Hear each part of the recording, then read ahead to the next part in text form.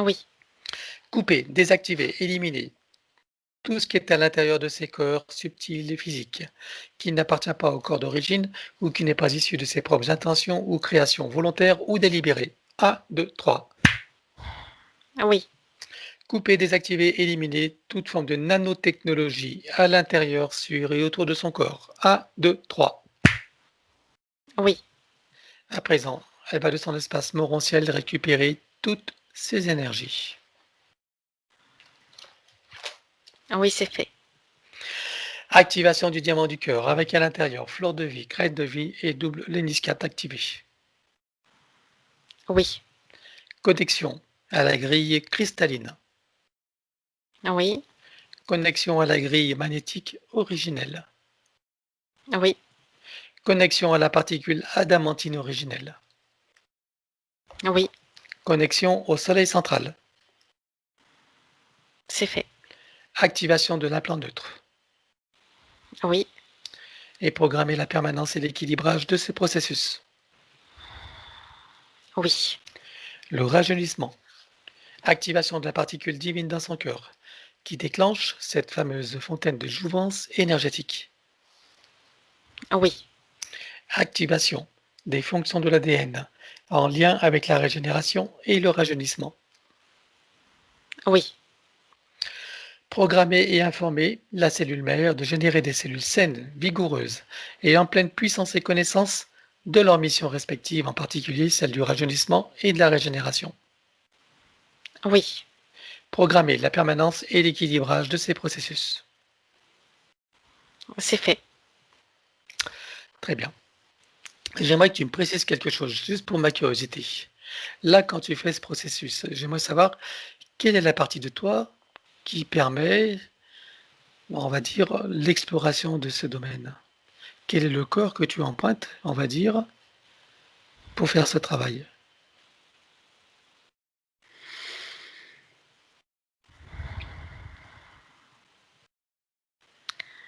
Ma conscience se déplace en fonction des besoins. Elle est en constant déplacement, c'est-à-dire qu'il n'y a pas un point d'observation ou un point de départ d'action figé. Ça se déplace sans arrêt, un petit peu comme si tu fais l'analogie avec une broderie.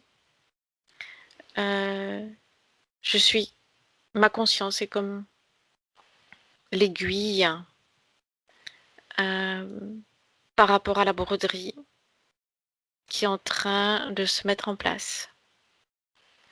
Donc l'aiguille passe par tous les niveaux, par-dessus, par-dessous, en biais, sur les côtés. Elle traverse. Elle reste suspendue, puis redescend. C'est ça en fait qui se passe. Ok.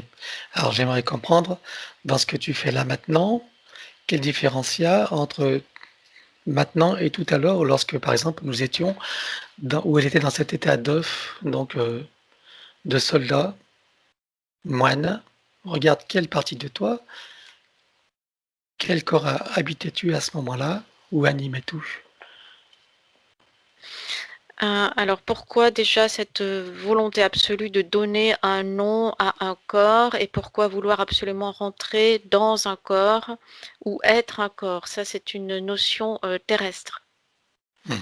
À partir d'un certain moment, c'est comme s'il n'y avait pas besoin de corps, il y a juste un état. Donc on ne peut plus parler de corps, on peut simplement parler d'état. D'accord. En début, il y a un point, en début de session, il y a un point d'observation neutre qui est haut par rapport à la situation, qui permet de prendre la mesure de la situation et de déterminer la focale. Un petit peu comme quand tu ajustes, quand tu es chez l'opticien et que tu ajustes que l'opticien ajuste ta vue, ajuste les lunettes. et selon la focale adoptée et qui est adaptée à chaque action qu'il convient de faire et ou d'accompagner, parce que c'est surtout de l'accompagnement qui est fait. C'est-à-dire que ce n'est pas moi qui fais. C'est ma conscience qui accompagne, qui montre la direction et qui accompagne, un peu comme quand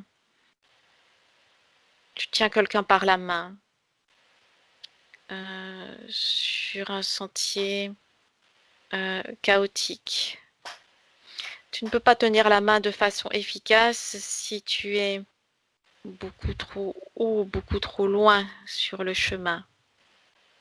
Il faut parfois se rapprocher, se mettre juste devant, juste à côté, voire être à l'arrière pour pousser, pour imprimer impulser quelque chose, pour donner l'impulse nécessaire et ensuite à nouveau rechanger la focale pour se retrouver de nouveau sur le côté, en avant, au-dessus.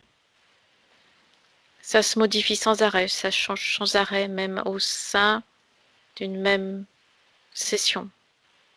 Il n'y a pas d'immobilité d'un point d'observation du début à la fin. Si cela était de cette façon-là, ce serait simplement de l'observation et non pas ça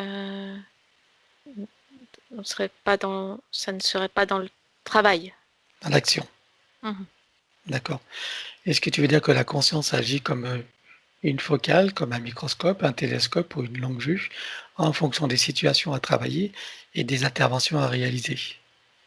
Et que ça se Exact. fait naturellement sans que toi, le télépathe, tu décides de quel corps tu dois choisir ou pas?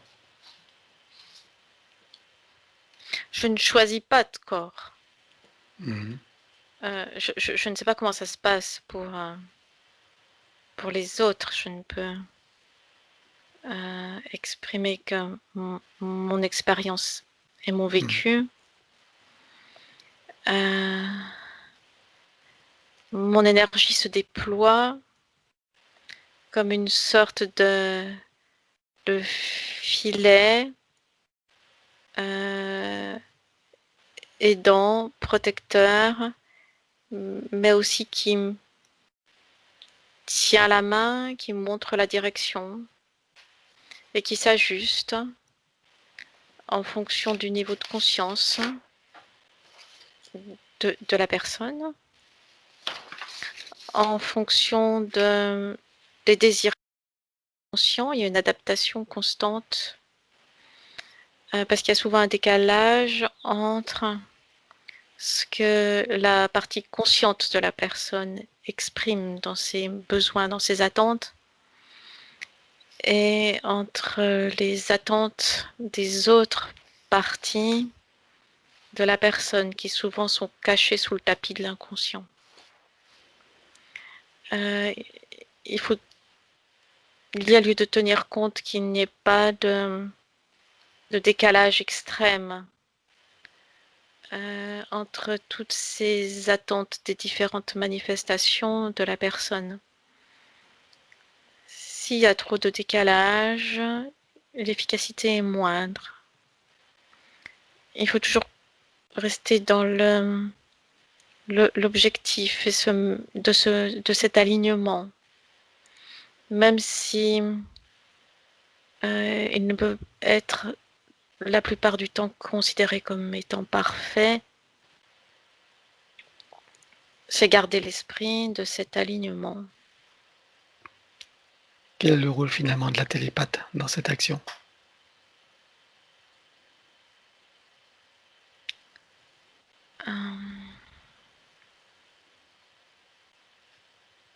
Il y a l'observation comme une sorte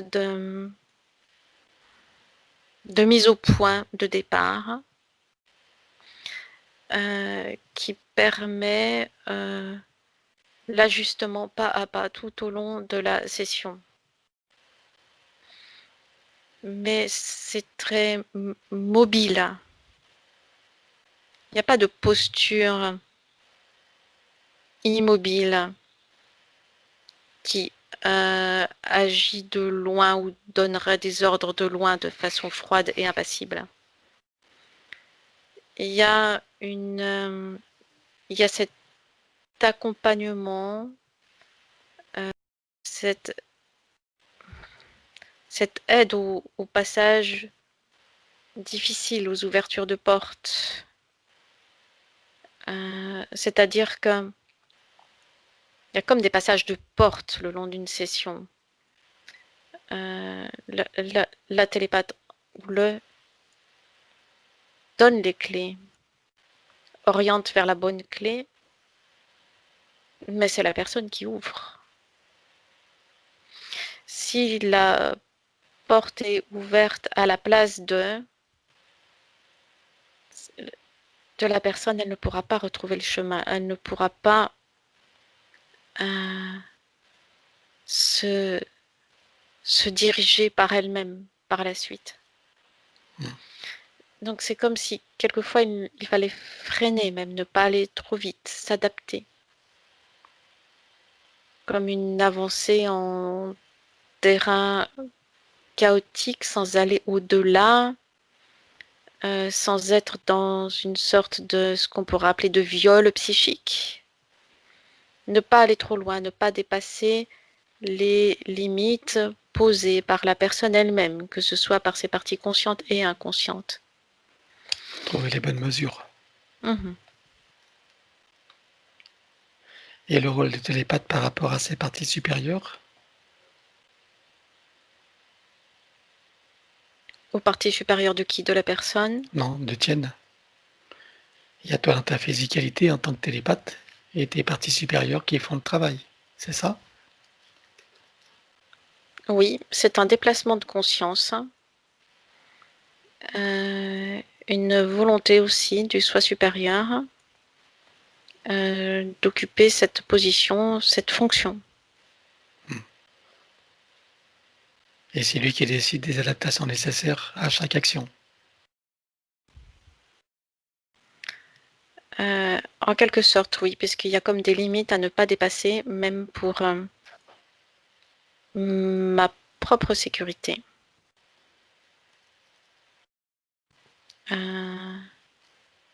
Oui, c'est ça, il y a des limites à ne pas dépasser. Très bien. Est-ce que c'est bon pour toi? Oui, c'est correct. Les limites à ne pas dépasser sont autant. Il s'agit d'un espace de co-création, une session. Donc les limites à ne pas dépasser sont autant pour le télépathe que pour la personne, que pour celui ou celle qui guide la session. Mais c'est toujours dans la co-création et quelque part,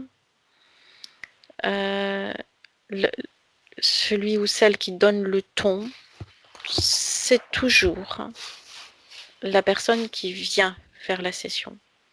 Ensuite, ça n'est que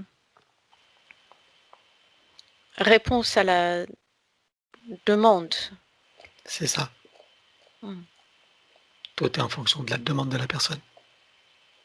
C'est ça, parce que même aller au-delà serait comme une sorte de, comme je l'ai dit, une sorte de viol psychique. Ça serait contre-productif. Et Et en même temps ça générerait un état de défense. et en même temps un gaspillage de temps et d'énergie. Ah oui, ça c'est une conséquence. Est-ce que tu as autre chose à rajouter ou on peut passer à Non, autre chose c'est bon. de ce sujet fort, passionnant? Mhm. OK.